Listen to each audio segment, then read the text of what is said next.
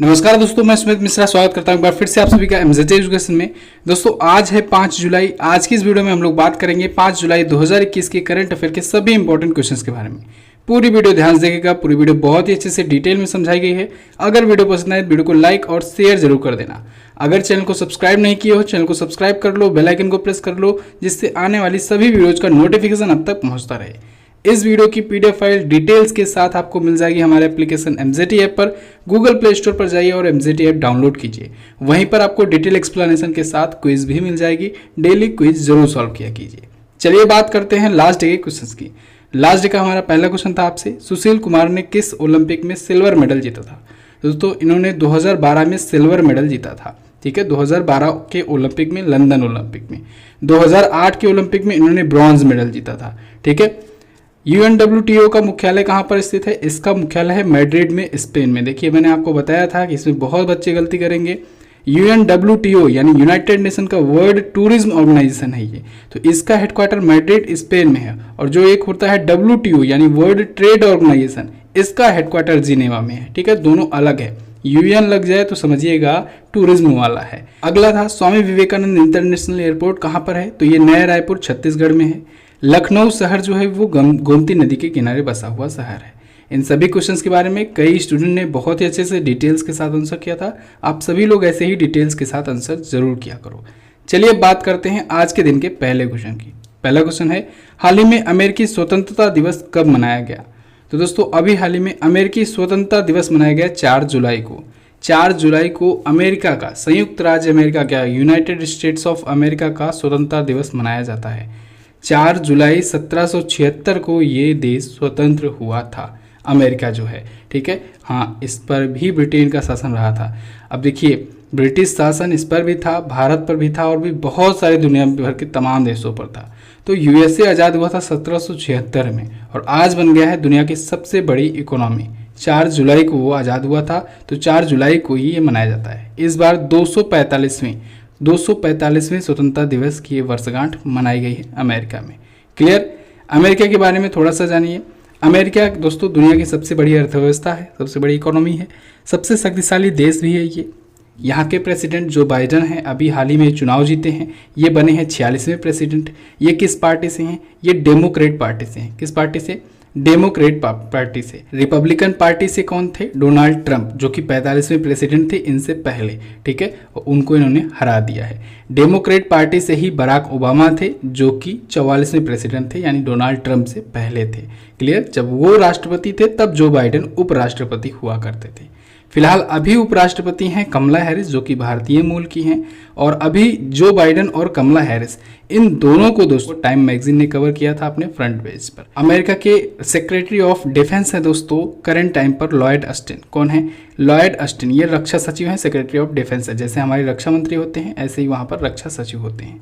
विदेश सचिव दोस्तों एंटोनी ब्लिंकन है। जैसे हमारे यहाँ विदेश मंत्री, ऐसे वहाँ पर विदेश सचिव, सेक्रेटरी ऑफ फॉरेन अफेयर्स। ठीक है, तो एंटोनी ब्लिंकन है। इन दोनों का नाम इसलिए लिखा गया है, इन दोनों का नाम इंपॉर्टेंट है, क्योंकि जब 2+2 वार्ता होती है तब यही दोनों आते हैं भारत के 2 मंत्रियों से मीटिंग करने।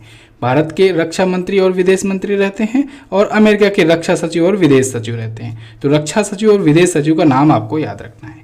अमेरिका देखिए वर्ल्ड मैप में है कहाँ पर? देखिए यहाँ पर है अमेरिका। ठीक है, नॉर्थ अमेरिकन कॉन्टिनेंट में है, इधर ये साउथ अमेरिकन कॉन्टिनेंट है। छोटा सा यहाँ पर ये भी पार्ट जो है, ये भी अमेरिका का ही पार्ट है। अलास्का इसे कहते हैं। अलास्का को रसिया से लिया था अमेरिका ने। ठीक है, रसिया ने इसे दिया था।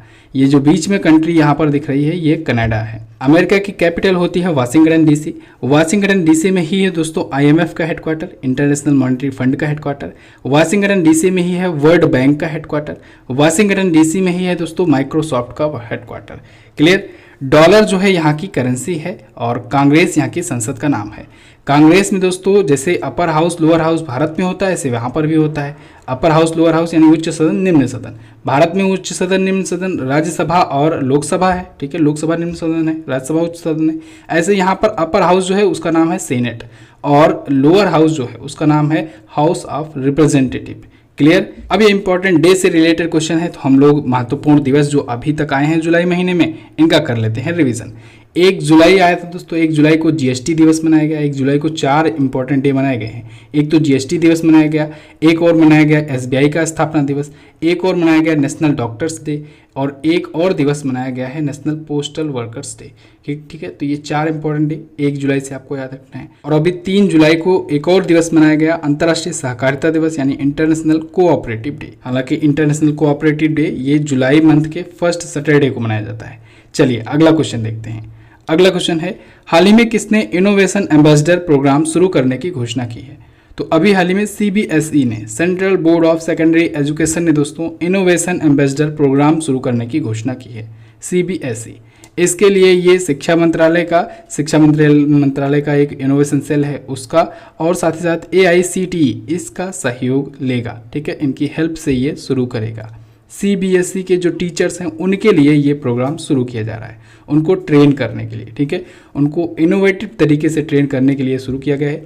शुरुआती चरण में इसमें 50,000 टीचर्स लिए जाएंगे। ठीक है, 50,000 टीचर्स को ट्रेनिंग दी जाएगी एक इनोवेशन एम्बेसडर प्रोग्राम के तहत। सीबीएसई के बारे में बात करें तो इसकी स्थापना दोस्तों हुई थी 1962 को। हेडक्वार्टर्ड है ये नई दिल्ली में। अध्यक्ष हैं मनोज आहूजा जी। इसका full form central board of secondary education. अब सीबीएसई आया है, सीबीएसई से रिलेटेड कुछ क्वेश्चंस आए थे पिछले दिनों में, उनका हम लोग रिवीजन करते हैं। सीबीएसई ने दोस्तों दोस्त फॉर लाइफ नाम का एक मोबाइल ऐप लॉन्च किया था। साथ ही साथ सीबीएसई ने युवा योद्धा आंदोलन भी शुरू किया था। ठीक है, यंग वॉरियर्स का अभियान शुरू किया था इसने। साथ ही साथ इसने अभी पठन दिवस, राष्ट्रीय पठन दिवस मनाया, नेशनल रीडिंग डे मनाया 19 जून को। तो ये 3 इंपॉर्टेंट डे आपको, 3 इंपॉर्टेंट पॉइंट्स आपको सीबीएसई से याद रखते हैं। अगला क्वेश्चन देखते हैं, हाल ही में किसने सरल पेंशन योजना लॉन्च की? तो अभी हाल ही में सरल पेंशन योजना लॉन्च किया है दोस्तों life insurance corporation of India ने, एलआईसी ने। ठीक है, भारतीय जीवन बीमा निगम ने सरल पेंशन योजना या सरल पेंशन स्कीम शुरू की है। इसके तहत क्या होगा? इसके तहत दोस्तों, इसके तहत एक ऐसी प्रकार की पॉलिसी लॉन्च की गई है जो कोई सिंगल पर्सन जो है वो अपने आप को सिर्फ एक ही बार प्रीमियम चुका करके अपनी लाइफ भर के लिए पेंशन पा सकेगा। ठीक है, किस्तों में पेंशन पा सकेगा। समझिए इस चीज़ को। होता क्या है कि कभी कभी कि कोई व्यक्ति रहता है वो पेंशन एलआईसी जमा करता रहता है, लेकिन बुढ़ापे में वो जब मरता है या फिर बहुत टाइम के बाद ही, एक निश्चित टाइम के बाद ही पैसे मिलते हैं, पेंशन के रूप में मिलते नहीं हैं। मतलब जब चाहिए होता है तब नहीं मिलते हैं, वेट करना पड़ता है एक निश्चित ड्यूरेशन के लिए। यहाँ पर एलआईसी ने कुछ ऐसा किया है कि आप एक बार पैसे जमा कर दो, उसके बाद एक निश्चित आयु के बाद जब आप मैच्योर कराना चाहो उसके बाद आपको पेंशन मिलना शुरू हो जाएगी। ठीक है, पेंशन डिपेंड करेगी कि कितने की आप एलआईसी करवाए हो। ठीक है, तो जिससे जो बुजुर्ग हो जाएंगे या बूढ़े हो जाएंगे तो उनको हर महीने कुछ ना कुछ मिलता रहेगा और वो अपना जीवन यापन कर सकेंगे। ठीक है, तो ये एक प्रकार की non linked single premium individual immediate annuity plan है। क्लियर? बिल्कुल। 40 वर्ष से 80 वर्ष की आयु के लोगों के लिए है। एलआईसी के बारे में बात करें तो life insurance corporation of India इसका फुल फॉर्म होता है। स्थापना 1956 में हुई थी। इसका हेडक्वार्टर मुंबई में है और अध्यक्ष हैं एमआर कुमार जी। एलआईसी से रिलेटेड क्वेश्चंस का करते हैं रिवीजन। अभी हाल ही में एलआईसी ने दोस्तों ईपीजीएस नाम का एक प्लेटफॉर्म लॉन्च किया था, आईटी प्लेटफॉर्म था। इसके अलावा दोस्तों इनके जो अध्यक्ष हैं एमआर कुमार, इनका कार्यकाल 1 वर्ष के लिए और बढ़ा दिया गया है। ठीक है, ये 2022 तक हो गए हैं। एलआईसी दोस्तों दुनिया की सबसे मूल्यवान बीमा ब्रांडों में 10वां स्थान पाई थी। भारत की तो ये बीमा ब्रांडों में सबसे मूल्यवान है, सबसे वैल्यूएबल है, लेकिन दुनिया भर की लिस्ट में 10वां स्थान इसका है। अच्छा, सबसे मजबूत इंश्योरेंस ब्रांड के मामले में ये 3रे स्थान पर है दुनिया में। ठीक है, तो भारत में तो टॉप पर है ही एलआईसी। चलिए अगला देखते हैं। 1 जुलाई 2021 को केंद्र सरकार की किस योजना के 6 साल पूरे हुए? दोस्तों 1 जुलाई 2021 को प्रधानमंत्री जी के डिजिटल इंडिया मिशन के 6 साल पूरे हो गए हैं। केंद्र सरकार की ये योजना है, ये एक प्रोग्राम है डिजिटल इंडिया मिशन, इसके 6 साल कंप्लीट हो गए हैं। 1 जुलाई 2015 को ये शुरू किया गया था डिजिटल इंडिया मिशन। ठीक है, इसके तहत क्या होना था? इसके तहत दोस्तों जो बेसिक इंफ्रास्ट्रक्चर है टेक्नोलॉजी सेक्टर का उसको इम्प्रूव किया जाए, साथ ही साथ टेक्नोलॉजी की पहुंच गांव-गांव तक पहुंचाई जाए, भारत भर के कोने-कोने तक टेक्नोलॉजी की पहुंच प्रदान किया जाए। इन्हीं सब उद्देश्य की वजह से ये शुरू किया गया था। 1,13,000 करोड़ रुपए की धनराशि से फंड से ये शुरू किया गया था डिजिटल इंडिया मिशन। ठीक है, काफ़ी ज़्यादा सक्सेसफुल मिशन रहा भारत सरकार का। और इसके तहत ग्रामीण क्षेत्रों को हाई स्पीड इंटरनेट नेटवर्क से भी जोड़ने की भी प्रोग्राम शुरू किया गया है इसी की योजना के तहत। हालांकि अभी ये कंप्लीट नहीं हो पाया है, ठीक है, इस पर अभी भी वर्क चल रहा है। तो डिजिटल इंडिया प्रोग्राम ने दोस्तों 1 जुलाई 2021 को 6 साल अपने कंप्लीट कर लिए हैं। अगला देखते हैं, हाल ही में रेलवे ने कहां पर भारत के पहले फ्रेश वाटर एक्वेरियम टनल की स्थापना की? तो भारतीय रेलवे ने दोस्तों बेंगलुरु रेलवे स्टेशन पर भारत के पहले फ्रेश वाटर एक्वेरियम टनल की स्थापना की है। ये जो आपको इमेज में दिख रहा है यही है भारत का पहला फ्रेश वाटर एक्वेरियम। तो भारतीय रेलवे ने पहली बार एक्वेटिक किंगडम की स्थापना की है। ये अमेजन रिवर कॉन्सेप्ट पर बेस्ड है। इसमें 25 रुपये का आप टिकट दोगे तो आपको ये देखने को मिल जाएगा, दर्शन करने को मिल जाएगा बेंगलुरु रेलवे स्टेशन पर जा करके।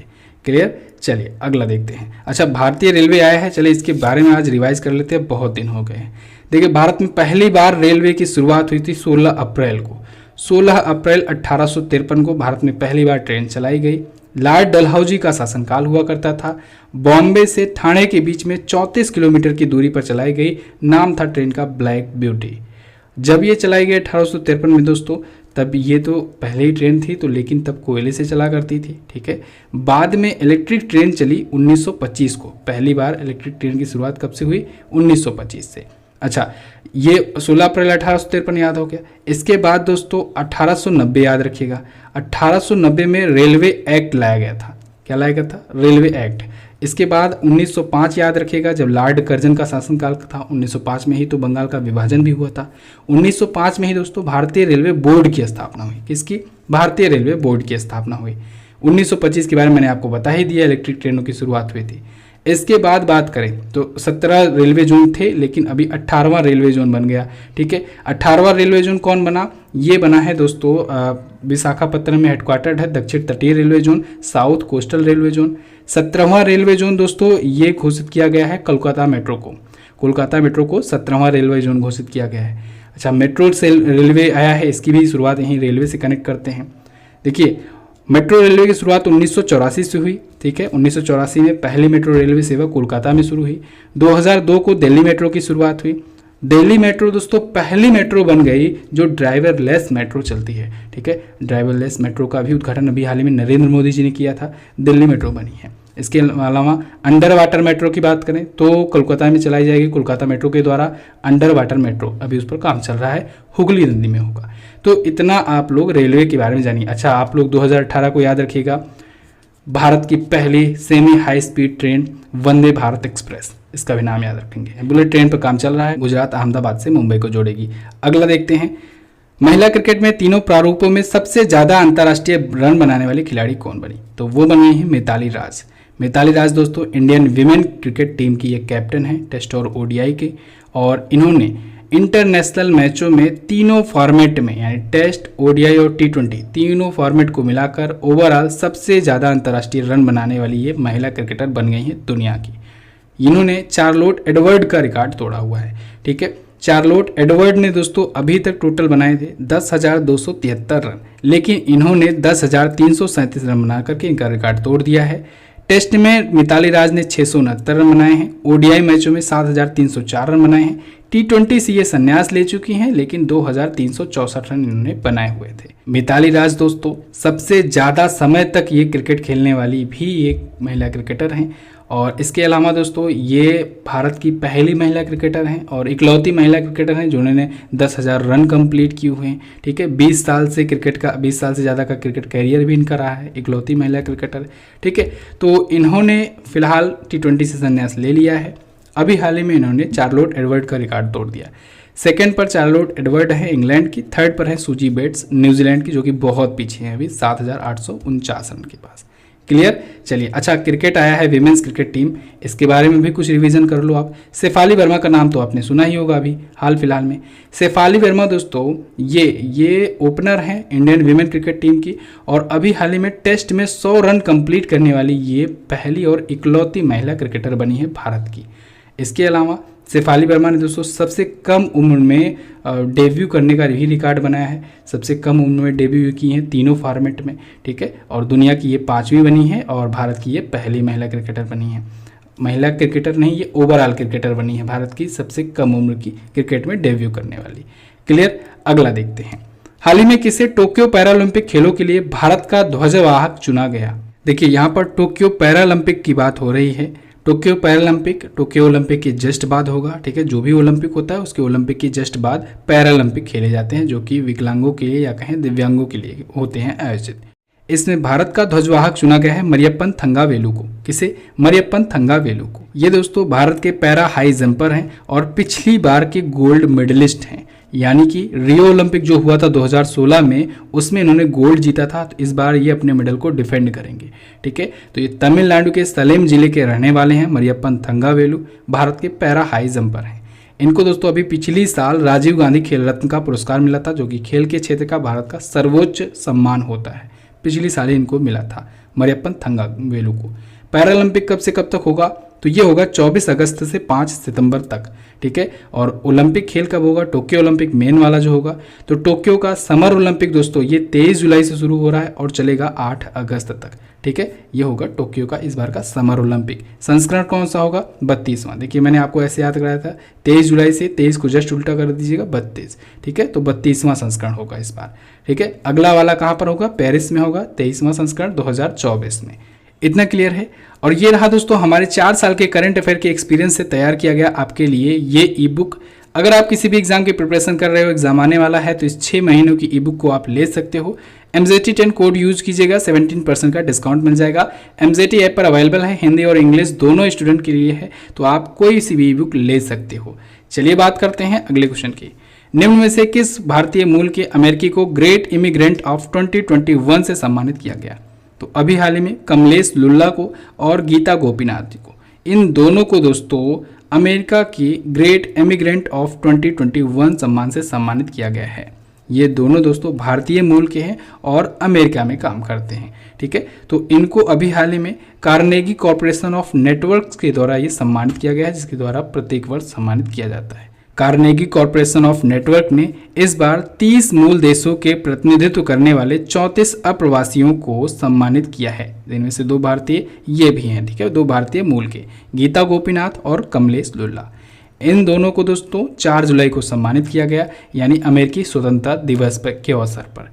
अब देखिए गीता गोपीनाथ जी जो हैं, इनके बारे में जानिए। ये IMF की यानी इंटरनेशनल मॉनेटरी फंड की चीफ इकोनॉमिस्ट हैं, मुख्य अर्थशास्त्री हैं। 2019 में ये नियुक्त की गई थी। अच्छा, इन्हें 2019 में प्रवासी भारत सम्मान से भी सम्मानित किया गया था। इसके अलावा कमलेश लुल्ला जी जो हैं, ये नासा के, अमेरिकन स्पेस एजेंसी नासा के ये वैज्ञानिक हैं, साइंटिस्ट हैं, और इन्हें 2015 में ही प्रवासी भारतीय सम्मान से भी सम्मानित किया जा चुका है। तो इन दोनों को 2021 के ग्रेट इमिग्रेंट सम्मान से सम्मानित किया गया अमेरिका में। अगला क्वेश्चन देखते हैं। हाल ही में कब फसल बीमा सप्ताह 2021 मनाया गया? तो दोस्तों फसल बीमा सप्ताह 1 जुलाई से 7 जुलाई के बीच में मनाया जा रहा है। 1 जुलाई से 7 जुलाई 2021 के बीच में फसल बीमा सप्ताह मनाया जा रहा है। तो इसका उद्घाटन किया है अभी हाल ही में जो हमारे केंद्रीय कृषि और किसान कल्याण मंत्री हैं नरेंद्र सिंह तोमर जी, इन्होंने फसल बीमा सप्ताह लॉन्च किया, इसका कार्यक्रम का उद्घाटन किया। इसके साथ ही इन्होंने दोस्तों फसल बीमा सप्ताह के आयोजन के ही टाइम पर फसल बीमा जागरूकता अभियान भी शुरू किया है। इससे क्या होगा? देखिए दोस्तों, बहुत सारे प्राकृतिक आपदाओं की वजह से बहुत सारे किसानों की फसलें हो जाती हैं बर्बाद। तो ऐसे में उन किसानों को इस प्रकार से मोटिवेट करना या उनको अवेयर करना एक प्रकार से कि वो अपनी फसलों की बीमा करा लें। इससे क्या होगा? इससे अगर उनकी फसल मान लीजिए मौसम की वजह से या किसी कारण की वजह से, अच्छा खाद न पाने की वजह से अगर ख़राब हो जाती है, उतना उत्पादन नहीं होता है, तो बीमा कराए रहेंगे तो उसका कुछ न कुछ रेवेन्यू मिल ही जाएगा, ठीक है। तो इस प्रकार से फसल बीमा के बारे में जागरूकता अभियान भी इन्होंने शुरू कर दिया है। चलिए फिलहाल बात करते हैं अगले क्वेश्चन की। हाल ही में किसने जनक सुता सुत सौर्य नाम की पुस्तक लॉन्च की? तो जनक सुता सुत सौर्य नाम की पुस्तक लॉन्च की है शिवराज सिंह चौहान जी ने। इस पुस्तक को लिखा है डॉक्टर गौरी शंकर शर्मा ने। यहाँ क्वेश्चन में पुस्तक लिखी पूछा गया है तो आप बताएंगे डॉक्टर गौरी शंकर शर्मा जी, जबकि इस पुस्तक का विमोचन किया है शिवराज सिंह चौहान जी ने, जो कि MP के, मध्य प्रदेश के करंट टाइम पर चीफ मिनिस्टर हैं, ठीक है। ये पुस्तक जो है, ये बुक जो है, ये उत्तर रामायण पर बेस्ड है। उत्तर रामायण क्या है? जो रामायण लिखी थी ना वाल्मीकि जी ने जितना रामायण लिखा था, यानी मूल रामायण लिखा था, इसके बाद में जो लिखा गया, ऐड किया गया, वो उत्तर रामायण में है, ठीक है। तो मूल रामायण का हिस्सा उत्तर रामायण नहीं है, ये उत्तर रामायण के ही बारे में कुछ इसमें लिखा गया है जनक सुता सुत सौर्य नाम की पुस्तक में। किसने लिखा? डॉक्टर गौरी शंकर शर्मा जी ने। क्लियर बिल्कुल। तो बस दोस्तों ये तो थे आज के दिन के हमारे टॉप 10 करंट अफेयर के क्वेश्चंस। आई होप आपको वीडियो पसंद आई होगी। वीडियो पसंद आई है तो वीडियो को कर दीजिए जल्दी से लाइक और शेयर कर दीजिए अपने दोस्तों के पास। और हाँ, चैनल को सब्सक्राइब नहीं किए हो, चैनल को सब्सक्राइब कर लो, बेल आइकन को प्रेस कर लो, जिससे आने वाली सभी वीडियोज का नोटिफिकेशन आप तक पहुंचता रहे। इसके अलावा दोस्तों यूपी पीईटी के लिए यूट्यूब पर आप पर लगातार आपके लिए वीडियो आने वाली हैं। तो जितने बच्चे, जितने स्टूडेंट यूपी पीईटी की तैयारी कर रहे हैं, वो सभी स्टूडेंट बेल आइकन को प्रेस करके रखेंगे। दिन भर में कभी भी वीडियो आ सकती हैं और अब से रेगुलर आएंगी उनके लिए खास तौर से वीडियो। इसके अलावा जो स्टूडेंट हिंदी की प्रिपरेशन कर रहे हैं और हिंदी में 100% का स्कोर करना चाहते हैं, वो इस वीडियो कोर्स को ले सकते हैं। इस वीडियो कोर्स में दोस्तों आपको हर एक वीडियो, हर एक चैप्टर को डिटेल में समझाया गया है। साथ ही साथ हर एक चैप्टर का डिटेल नोट्स प्रोवाइड कराया गया है आपके रिविजन के लिए। और एक खास जो यूनिक बनाता है इस वीडियो कोर्स को, हर एक चैप्टर का मॉक टेस्ट आपको कहीं पर भी नहीं मिल रहा है, आपको सिर्फ और सिर्फ एमजेटी एजुकेशन पर मिलेगा। सिर्फ 299 का वीडियो कोर्स है ये, और इसमें हर एक चैप्टर का मॉक टेस्ट, हर एक वीडियो चैप्टर वाइज, हर एक वीडियो के चैप्टर का डिटेल नोट्स सब कुछ प्रोवाइड कराया जाएगा 2 साल की वैलिडिटी के साथ। आप इसे परचेज कर सकते हैं एमजेटी ऐप पर जाकर के। बात करते हैं क्वेश्चन ऑफ द डे की। आज का पहला क्वेश्चन है आपके लिए, उत्तराखंड के नए चीफ मिनिस्टर पुष्कर सिंह धामी कहाँ से विधायक हैं? अगला, डिकोडिंग शंकर किस के ऊपर बनी डॉक्यूमेंट्री फिल्म है?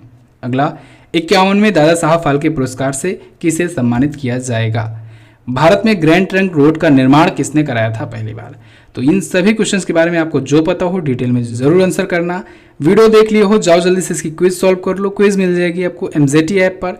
टेलीग्राम ग्रुप से भी आप जुड़ जाओ। टेलीग्राम पर आपको वन लाइनर के रूप में ये सारी चीज़ें भेजी जाती हैं, तो आप वन लाइनर में क्विकली रिवीजन कर सकते हो। टेलीग्राम पर जाकर एमजेटी एजुकेशन सर्च करना, जुड़ जाना। वहाँ पर कोई भी इन्फॉर्मेशन होती है, नोटिफिकेशन होता है, सबसे पहले टेलीग्राम पर ही भेजा जाता है। तो चलिए बस रखते हैं फिलहाल इतना ही वीडियो में। वीडियो को एंड तक देखने के लिए दोस्तों बहुत बहुत धन्यवाद। मिलेंगे अगली वीडियो में, तब तक के लिए नमस्कार, जय हिंद, वंदे मातरम।